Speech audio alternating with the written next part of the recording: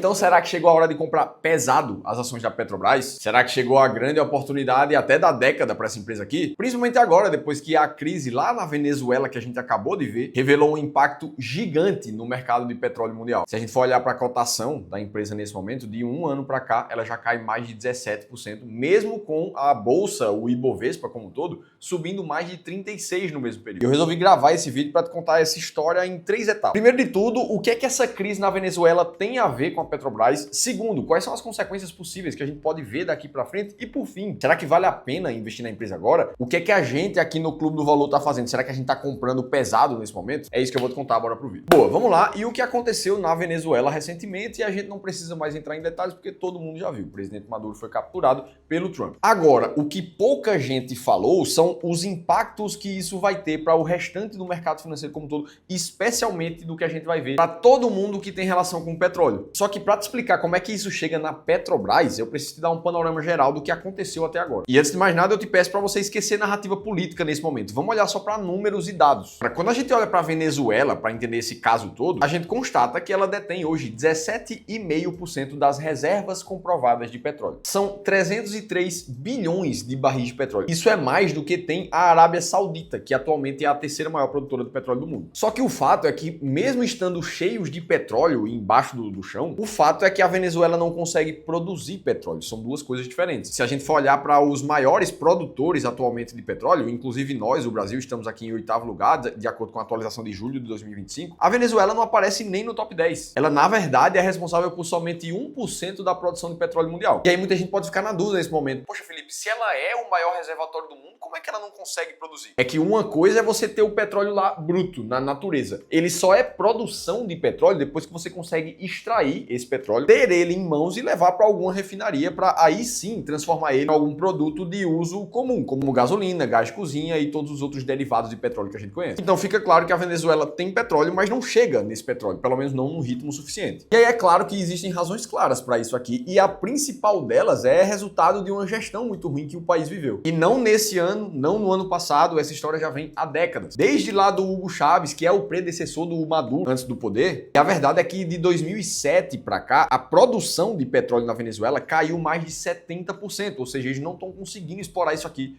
com eficiência. E por que isso acontece? Porque eles cometeram um erro fatal que boa parte das economias populistas acaba cometendo: o aparelhamento estatal. A PDVSA, a principal petroleira da Venezuela, ela é estatal e ela basicamente se transformou em um caixa eletrônico para os militares, e eles basicamente deixaram a infraestrutura da empresa apodrecer. Se não tem infraestrutura, se não tem tecnologia, não vai ter exploração de petróleo, logo não vai ter produção. E é justamente aqui que a gente chega no evento que aconteceu no começo de 2026. Porque muita gente, inclusive o Trump, numa hora como essa, pensa: ora, se eles têm petróleo pra caramba embaixo do chão, então agora é só chegar lá, colocar eficiência nesse processo e produzir muito mais petróleo. E apesar desse racional fazer um certo sentido, não é tão simples assim na prática. O aumento de produção real de petróleo na Venezuela, ele vai custar muito dinheiro, cotado ali em mais de 20 bilhões de reais nos próximos 10 anos. Mas o fato mesmo é que uma eficiência de curto prazo já consegue ser atingida de forma muito fácil. A promessa ali, segundo os especialistas, é que a Venezuela já tem capacidade de elevar a produção para 2 milhões de barris por dia. E essa seria a parte fácil da história. Sendo que se a gente olhar para o número atual, pelo menos do fechamento de 2024, esse número estava em 960 mil barris. Então a gente está falando aqui de basicamente chegar e dobrar a capacidade de produção dessa empresa. Poderia tirar a Venezuela de produzir 1% do petróleo mundial para 2%. É uma mudança significativa, sim. Só que para aumentar acima disso, a expectativa é que a cada mais 500 mil barris por dia de produção é preciso adicionar mais 20 bilhões de reais. E isso acontece porque o tipo de petróleo que a Venezuela tem lá nas reservas naturais dela é o conhecido tipo pesado. Inclusive, eu vi uma explicação muito legal disso aqui no Instagram do Leandro Siqueira, lá da Vários, onde ele trouxe um detalhamento profundo sobre isso, mostrando os tipos diferentes entre petróleo leve, médio e pesado. Nessa imagem a gente consegue ver visualmente, inclusive, a diferença. Aquele mais viscoso e denso ali da esquerda é o que a Venezuela tem. E é justamente esse tipo aqui que é muito mais caro de processar. Só que, ainda assim, para os Estados Unidos, esse aumento de produção de petróleo pesado é muito interessante. Isso porque hoje, lá nos Estados Unidos, eles têm uma capacidade de refino muito grande de petróleo pesado. Há mais ou menos uns 20 anos atrás, todo o petróleo que era extraído, produzido lá nos Estados Unidos, era basicamente do tipo pesado também. Ou seja, eles começaram a desenvolver as refinarias deles para ser especialistas especialista nesse tipo de petróleo. Até que, ao longo dos anos 2000, os Estados Unidos desenvolveram algumas novas tecnologias para começar a produzir petróleo mais leve, que tem um refino completamente diferente do pesado. Ou seja, toda a infraestrutura de refinarias, aquele investimento bilionário que os Estados Unidos fez ao longo do tempo, começou a ficar mais ocioso, porque ele precisava de petróleo pesado, só que o que estava sendo extraído agora era petróleo leve. E é por causa dessa diferença que nos Estados Unidos acontece um fenômeno muito interessante. O petróleo leve que eles produzem, na verdade, é exportado. Ele não tem capacidade de refino para tudo. Em compensação, ele importa o petróleo pesado, que é aquele que ele realmente tem capacidade de produzir e refinar no próprio país. E é aqui que entra a história da Venezuela. Quando a gente olha para o gráfico de qual é o país que está vendendo o petróleo pesado para os Estados Unidos nesse momento, a gente vê o Canadá ali disparado como o principal fornecedor desse tipo de petróleo para os Estados Unidos. Em compensação, o que a gente vê é que a Venezuela já foi mais significativa na venda de petróleo pesado para os Estados Unidos no passado. Só que isso veio reduzindo, principalmente de 2016 para frente. E isso começa a incomodar os Estados Unidos, porque pensa comigo, um país muito desenvolvido e tecnológico, como é o caso dos Estados Unidos, é óbvio que ele consome petróleo pra caramba. Então ele vai continuar com muita demanda por essa commodity. Não à toa, junto da China, ele é o maior país consumidor de petróleo, pelo menos na metade de 2025. E o grande problema nesse momento para os Estados Unidos é que não dá para ficar dependendo somente do Canadá para ser a grande potência fornecedora de petróleo deles. E se houver algum problema? E se fechar alguma barreira comercial? Como é que vai ficar os Estados Unidos sem petróleo? Até porque, fora o Canadá, os outros países que têm reserva forte em petróleo pesado são a Venezuela, que não está conseguindo produzir nesse momento, e, adivinhem, a Rússia. A Rússia é a terceira maior produtora de petróleo pesado do mundo. É óbvio que os Estados Unidos não querem, em nenhum momento, depender do petróleo russo. Por isso que o interesse geopolítico no petróleo da Venezuela aumentou pra caramba. E aí, como a ingerência lá no petróleo venezuelano está muito grande nesse momento, o trabalho inicial para entrar lá e fazer essa produção aumentar imediatamente, trazer isso para os Estados Unidos e reduzir a dependência deles do Canadá é muito mais simples. E é aqui que entra a principal ideia do Trump quando ele fala: vamos fazer com que nossas grandes empresas petrolíferas dos Estados Unidos, as maiores do mundo, entrem, gastem bilhões de dólares, consertem a infraestrutura severamente danificada e comecem a gerar dinheiro para o país. E, consequentemente, trazer mais petróleo pesado para os Estados Unidos. E aí você olha para isso tudo aqui e começa a pensar: tá, Felipe, entendi, isso parece fazer sentido, mas quando é que isso aqui chega e impacta a Petrobras, as outras empresas de petróleo como no Brasil? E é justamente aqui que o mercado financeiro ele começa a mostrar a sua relação de causa e efeito. Logo depois da captura do Maduro e da narrativa do Trump, a cotação do petróleo Brent ela ficou muito mais volátil. Afinal de contas, se a gente está falando de uma commodity, ela se move, os preços dela se movem basicamente por oferta e demanda. Se entra um evento de muita incerteza num país que tem uma reserva muito grande de petróleo, é natural que a cotação fique volátil. Ninguém sabe o que vai acontecer daqui para frente. Será que vai ter mais oferta, menos oferta? Mas o fato é que as empresas americanas na cotação da bolsa deram um mini salto assim que essa história saiu. A Chevron subiu 5%, a ConocoPhillips subiu mais de 2%.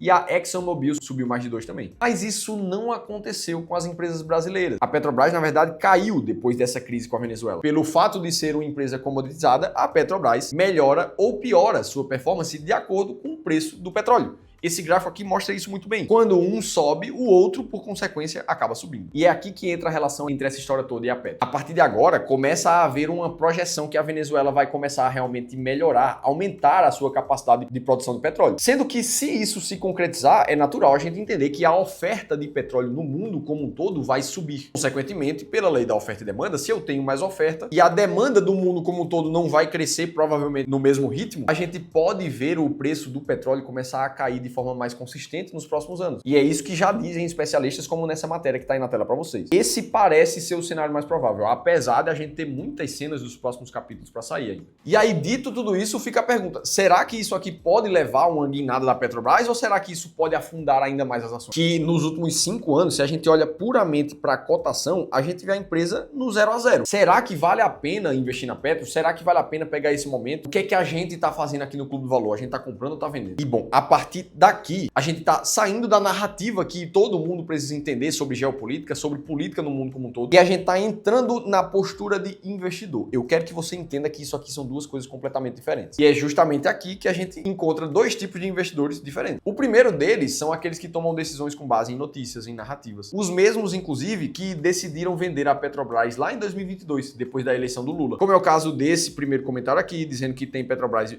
e Banco do Brasil, mas aproveitou para vender por causa do novo governo. Ou do Fernando, que estava comentando que queria vender tudo e ir embora do país. O Silva, que comentou que, na dúvida, ia vender Banco do Brasil, Caixa, principalmente Petrobras, porque não queria ser sócio do presidente. Esses são todos comentários seguindo a narrativa. Mas existe um outro tipo de investidor, aqueles que tomam decisões racionais, com base em estratégias comprovadas. Esse foi sempre o nosso objetivo aqui no Clube do Valor. No nosso caso, inclusive, lá em 2022, na mesma época desses comentários do pessoal aqui, a nossa estratégia, independente de narrativas políticas, ela mostrava compra para a Petrobras em janeiro de 22. E assim a gente fez, sem questionar narrativas. Resultado disso tudo, ano passado, em 2025, a gente vendeu uma parte da posição e o resultado que eu peguei com a nossa gestora de investimentos aqui é que, somando valorização da cotação do ativo, somando o dividendo total pago pela empresa, o retorno total estimado foi de mais de 132% nesse período, mesmo com a eleição, mesmo com o governo quase completo do Lula e mesmo a gente estando falando de empresa estatal. Ah, Felipe, então quer dizer que todas as vezes que você for contra a manada, você vai ganhar dinheiro assim? E claro que não, é óbvio que não. Eu tô te dando um exemplo, um recorte no tempo, para te mostrar que muitas vezes, quando todo mundo tá dizendo que o correto é vender uma ação, a depender da sua estratégia, esse pode ser justamente o melhor momento para comprar. Nesse caso, a realidade comprovou algo totalmente diferente do que as narrativas diziam. Por isso que o principal recado desse vídeo é: as notícias recentes não devem influenciar em absolutamente nada a tua tomada de decisão de compra ou de venda de um ativo.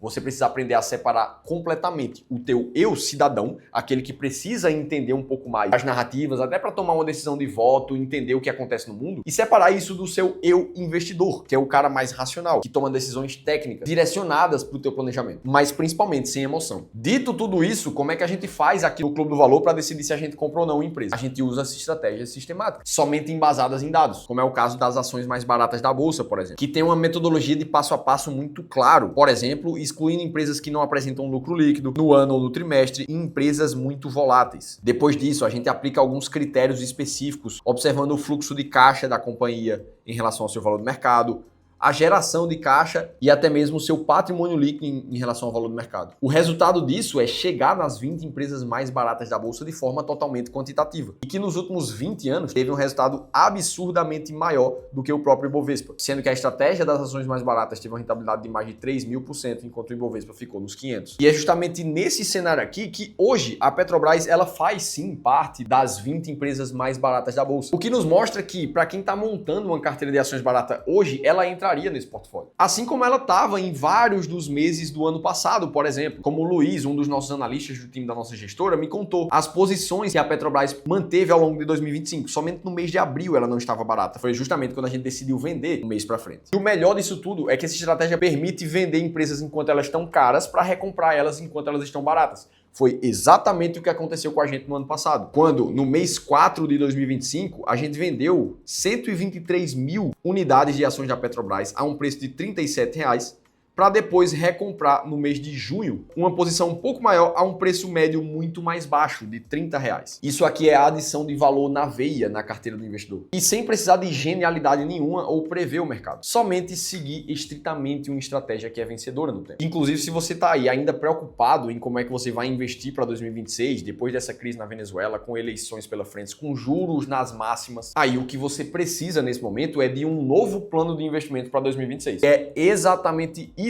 que a gente está fornecendo de forma totalmente gratuita para vocês somente no início desse ano. Você pode antecipar a tua aposentadoria com um novo plano de investimentos totalmente personalizado. Você vai ter acesso à mesma metodologia que a gente usa para investir mais de 5 bilhões de reais aqui no Clube do Valor, para chegar até a dobrar o teu potencial de retorno a partir desse ano. Tudo isso de forma 100% gratuita, para que você consiga ter acesso, no seu caso, à mesma estratégia que a gente aplica no clube, que no histórico mostrou resultados muito acima da média. Para você participar e receber um novo plano de investimento para 2026, eu te convido a clicar de forma gratuita em um link que vai aparecer aqui embaixo do vídeo ou em algum lugar nessa tela nesse momento para você. Dito tudo isso, eu te mostrei qual é o contexto dessa história do petróleo lá na Venezuela, como é que isso chega na Petrobras e como é que você deve decidir comprar ou vender uma empresa. Agora, para que você continue assistindo os vídeos aqui do canal, eu vou deixar um outro conteúdo bem similar a esse. E eu, Felipe Almeida, te espero aqui no próximo conteúdo.